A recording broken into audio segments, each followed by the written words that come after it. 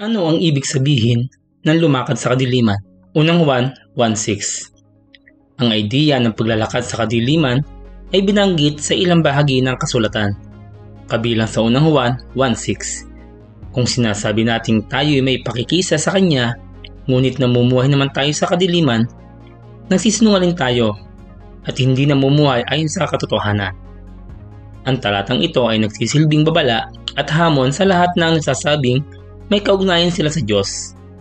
Ang Kristyanismo ay higit pa sa mga salita at inihayag sa pamamagitan ng ating mga aksyon.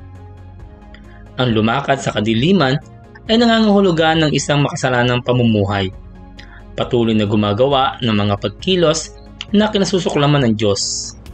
Ang terminong paglalakad ay kadalasang ginagamit bilang isang metapora para sa pang-araw-araw na pamumuhay.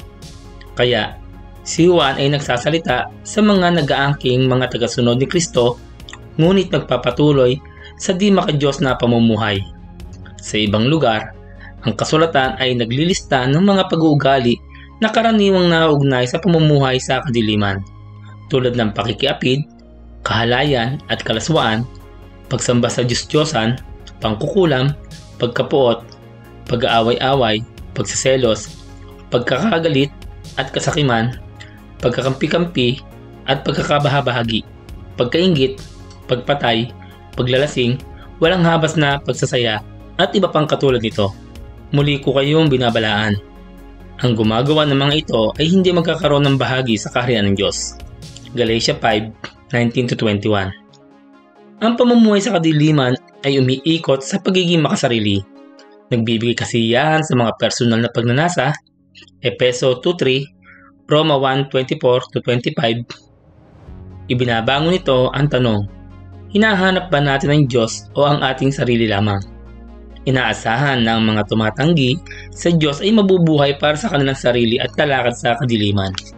Ngunit posible rin na makilala si Kristo, ngunit namumuhay sa paraang papagsilbi sa sarili. Ito ang tuksong nagdulot kay Eva at Adan na maligaw. Inanyayahan sila ng ahas na talikuran ng Diyos at ituloy ang pamamahala sa sarili na sinasabi, kayo'y magiging parang Diyos at malalaman ninyo ang mabuti at masama. Genesis 3:5.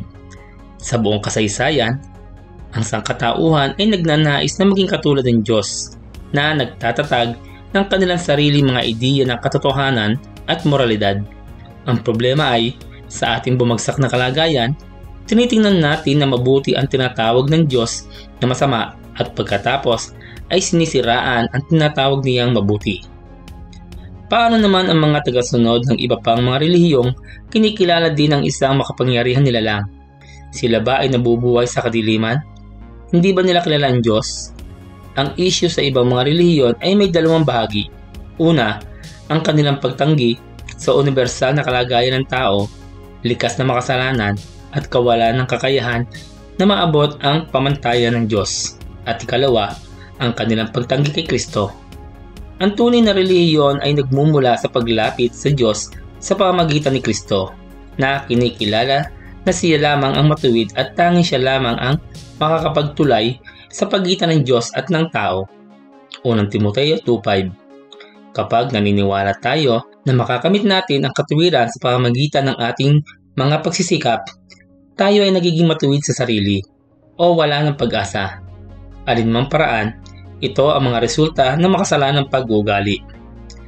Ang kabaligtaran ng paglalakad sa kadiliman ay ang pamumuhay sa liwanag. Simula ito kapag bumaling tayo sa liwanag ng mundo, sa pamamagitan ng gawaing pagtubos ni Kristo at ng pagbabagong buhay ng banal na Espiritu. Lumilipat tayo mula sa kaharian ng kadiliman tungo sa liwanag. Colossus 1:13-14. Tingnan din sa mga gawa 26:17-18. Unang Pedro 2:9. Dahil tayo ay nasa liwanag, dapat na mamuhay kayo ngayon ng nararapat sa mga taong nasa liwanag. Efeso 5:8. Ang ating paraan ng pamumuhay ay dapat magpakita ng ating pag-aangkin na kilala natin ang Diyos. Kung hindi, magmumukha tayong hindi tapat. Nagsisinungaling tayo, gaya ng sinasabi ng unang Juan 1:6. Kayong lahat ay kabilang sa panig ng liwanag, sa panig ng araw, hindi sa panig ng gabi o ng dilim. Unang Tesalonica 5:5. Madalas itinuturo ng mga kritiko ang kaibahan ng paniniwala at pag-uugali sa maraming Kristiyano bilang argumento laban sa Ebanghelyo. Bagamat ang akusasyong ito ay maaaring may kinikilingan, hindi natin maaaring baliwalayin iyon kapag tayo ay nakipag-ugnay kay Jesus. Kahit na ang mga tagalabas ay umaasa na makakakita ng mga pagbabago. Maraming tao ang lumalapit kay Kristo dahil sa makadiyos na pamumuhay ng isang Kristiyanong kaibigan o miyembro ng pamilya. Tayo ba ay tunay na isinasabuhay ang katotohanan ng Ebanghelyo sa ating mga tahanan, lugar ng trabaho, kapitbahay o simbahan? O naglalakad pa rin ba tayo sa dilim? Salamat po sa inyong panonood, at kung kayo po ay napagpala ng bidyong ito, huwag po kayo mahiya na ito ibahagi po sa inyong mga kaibigan, kamag-anak. Hanggang sa muli po.